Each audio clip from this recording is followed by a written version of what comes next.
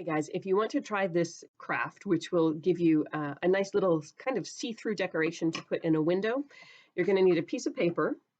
You're going to need a permanent marker.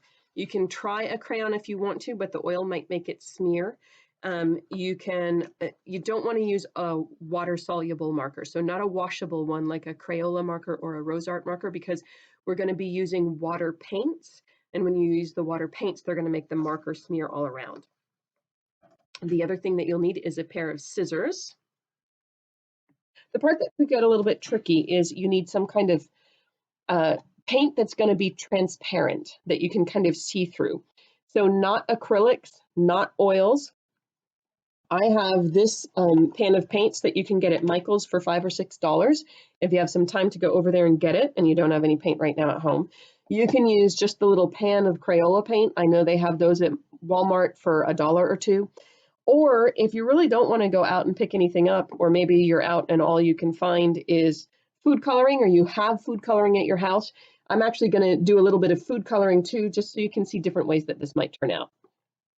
You'll need something to paint with. And again, I'm trying to show you things that you might be able to do if you don't have stuff at your house and you don't want to go out and get it. I'm going to be using Q-tips for my paint brushes. And you probably will want a little bit of water. So I have just this little tiny dish here with water, a bowl of water, a cup of water. See if you can get your materials collected. There's also a list of the materials you need down in the description. The last thing that you'll need is oil, like cooking oil. But that's going to wait a little bit because you need your painting to draw completely before you draw. You need your painting to dry completely before you put the oil on. All right, I'm going to be showing you some things down on my document camera, but it only shows a small area at a time. It won't show this whole paper at one time, so I'm going to show you some parts right now. First, go ahead and fold it in half.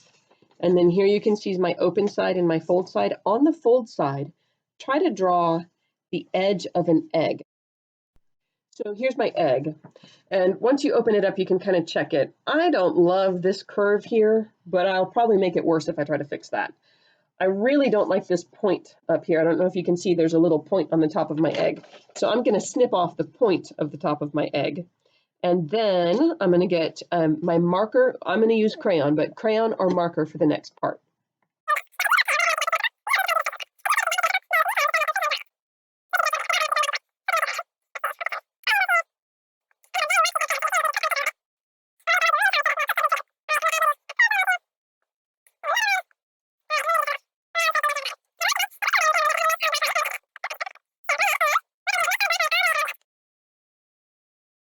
All right, guys, there it is.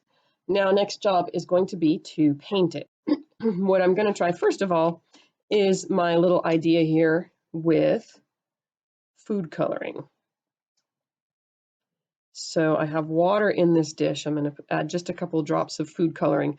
Food coloring, of course, can be super messy and staining. So I also have some napkins here in case I do something I'm not planning on doing.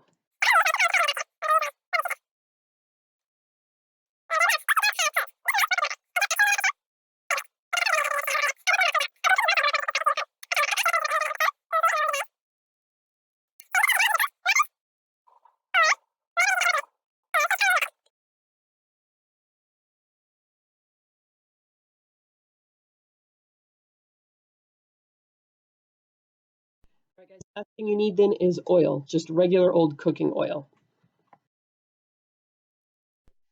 Okay, so I have my light underneath this right now, and you can see how it kind of shines through.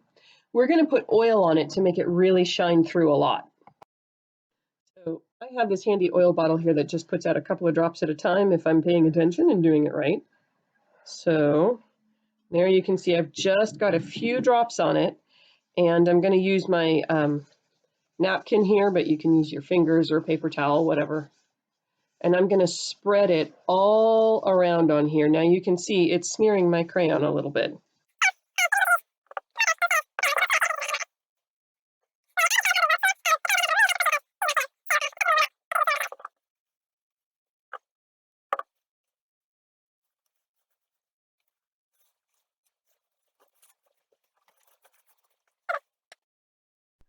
Now I've put the oil on it and you can see the light shines through a whole lot better. I'm going to put this up against a window so that you can see what it looks like then with the light shining in from outside.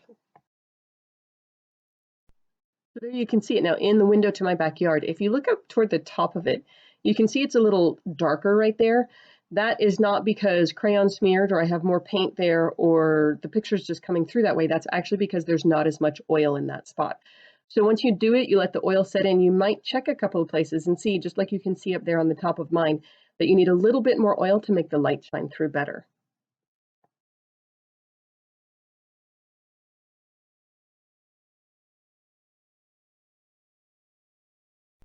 Of course, you can also go with a different kind of Easter theme if you want.